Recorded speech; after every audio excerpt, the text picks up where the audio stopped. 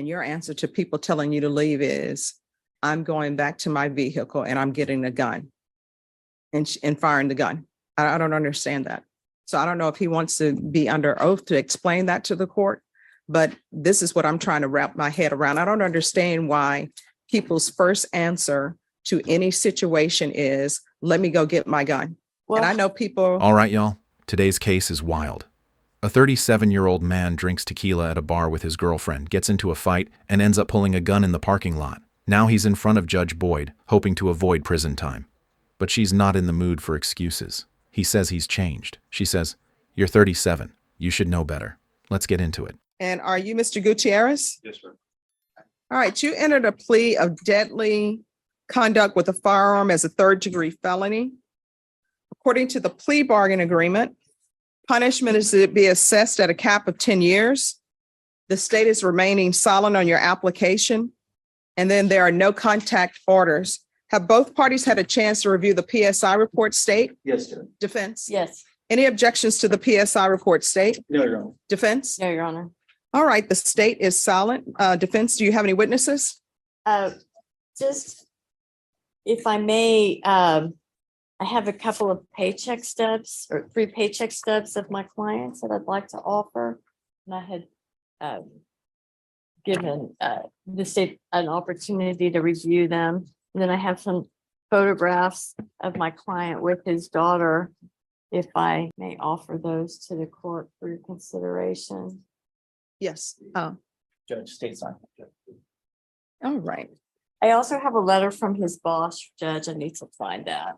Okay. Oh, gosh. I didn't where would he have sent it from? Okay.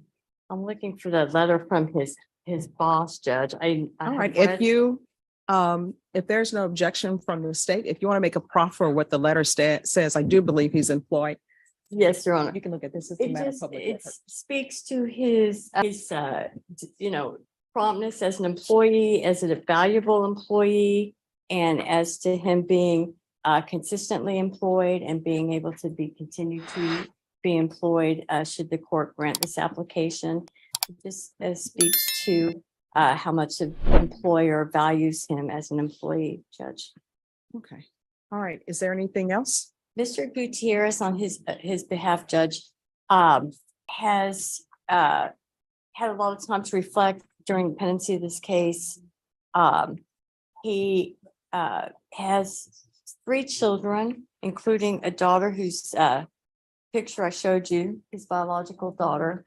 And he has recently reconnected with her and reestablished good communication with her mom and with her.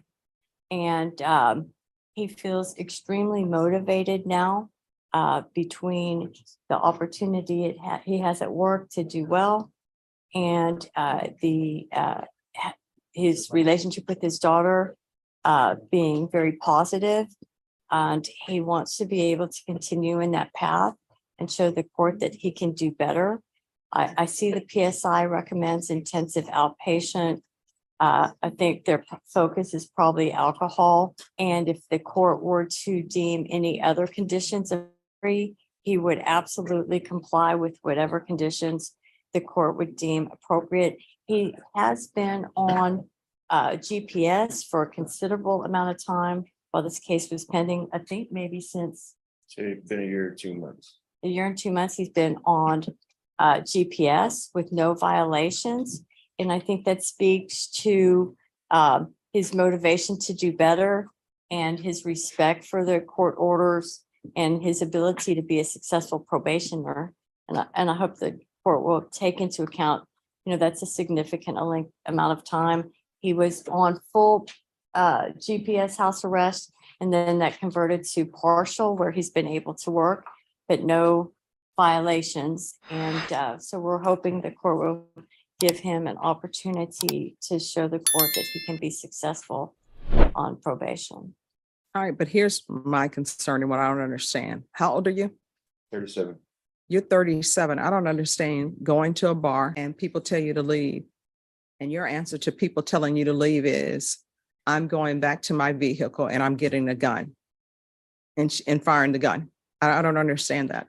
So I don't know if he wants to be under oath to explain that to the court, but this is what I'm trying to wrap my head around. I don't understand why people's first answer to any situation is, let me go get my gun. And I Well, know people, I don't know, people seem to have a love affair with weapons. And if you want to have a love affair with the weapon, then you need to treat the weapon with respect, because the weapon can kill if it's in the wrong hands.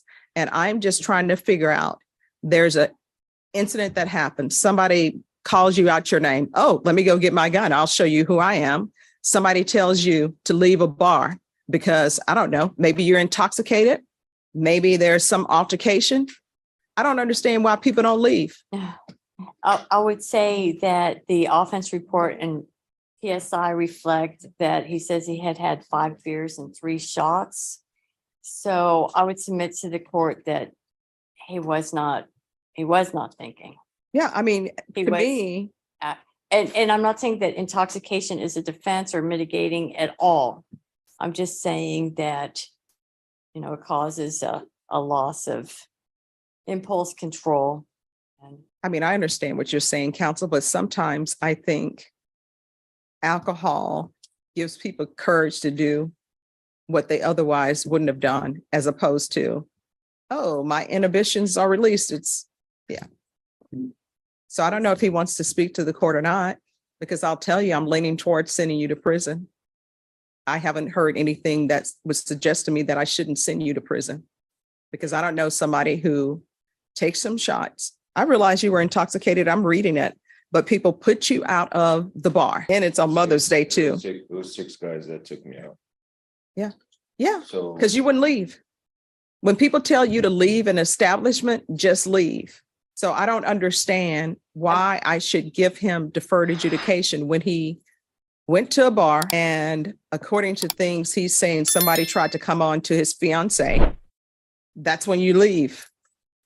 And they told him to leave, and maybe they were very rough and pushing him out of the bar. I will give you that. They were rough. They bruise you up, maybe push you out of the bar.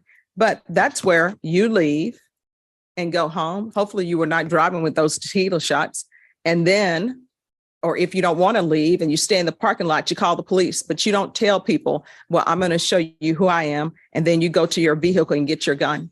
Did your fiance say any, did his fiance say, hey, what are you doing? This is crazy. Let's just go home. Okay. The altercation at the bar wasn't good. I think that there were probably others there who also had weapons.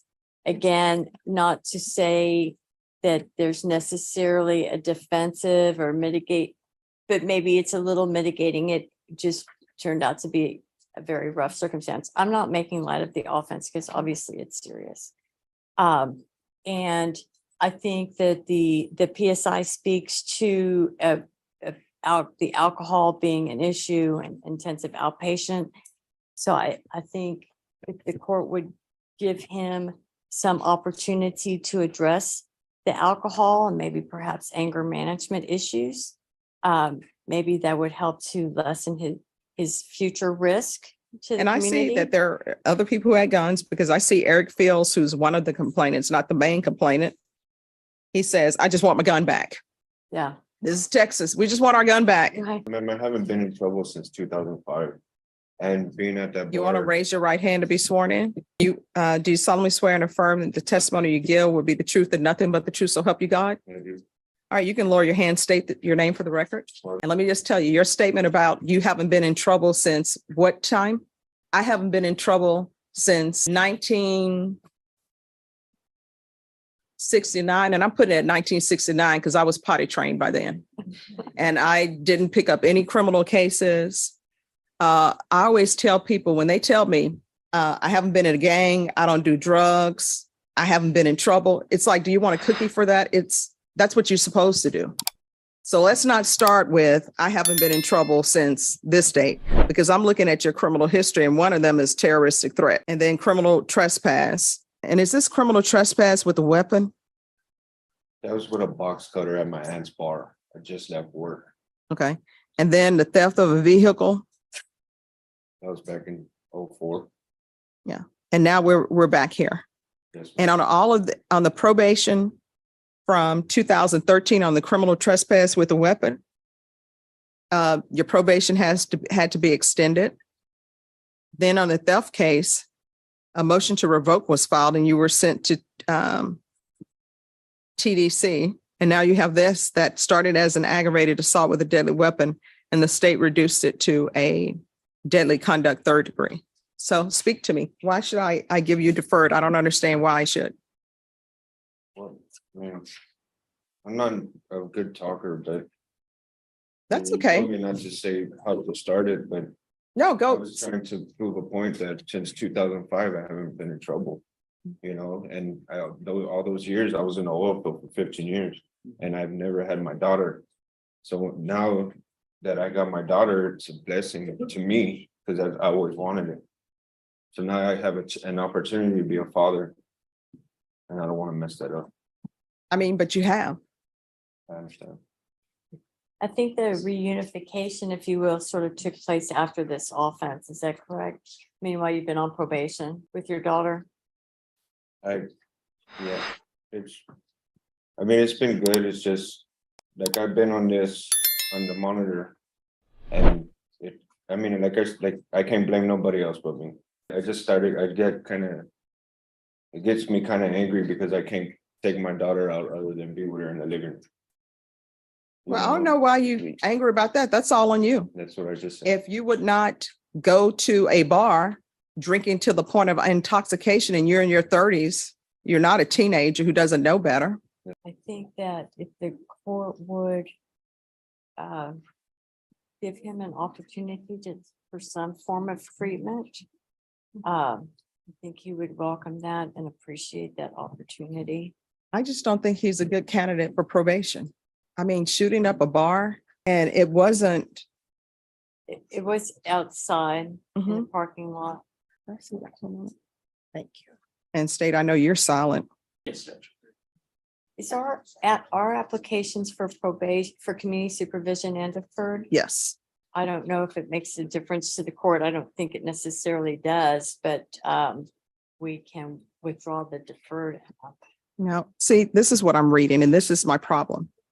I can understand people being angry and getting upset with people. I honestly don't ever understand people pulling a weapon, because I always taught if you're going to pull a gun on somebody, you need to know that you to kill somebody, and don't pull a gun unless you're going to use it.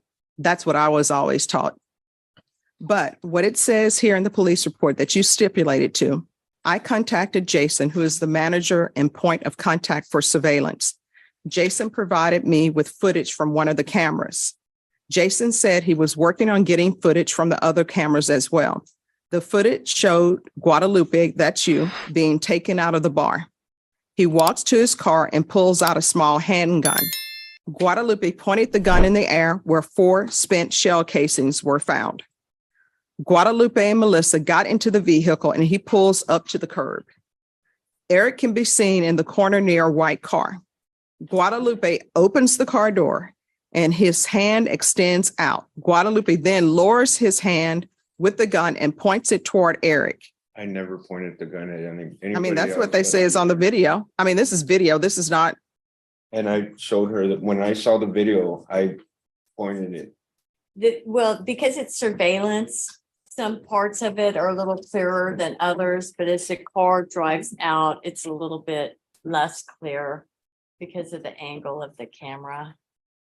Okay. All right. Is there anything else from either side? Nothing from the state, Judge. No, Your Honor. All right. How old is your daughter? 7. Okay. All right. This is what the court is going to do. The court is going to find you guilty, sentence you to 3 years in the prison, give you credit for any time served. There's to be no contact with Eric Fields and Lefty's Draft House. Showing you what's entitled Trial Court Certification of Defendant's Rights to Appeal. Did you review that with your attorney? Did you understand it? And did you sign it? Yes, ma'am. All right. Because this is a plea bargain agreement, and because I followed your plea bargain agreement, and because you waived your right to appeal, you do not have the court's permission to appeal. Because this is a felony conviction, you're not allowed to own or possess any weapons or ammunition. If you have a question over what a weapon or ammunition is, you'll need to speak to an attorney. Do you understand? Yes. All right. Good luck to you. I did take into consideration that you have a child and that you want to be in her life and do better. but you're gonna have to start making better decisions. And it's obvious that you can't drink alcohol at all. So no alcohol, you understand?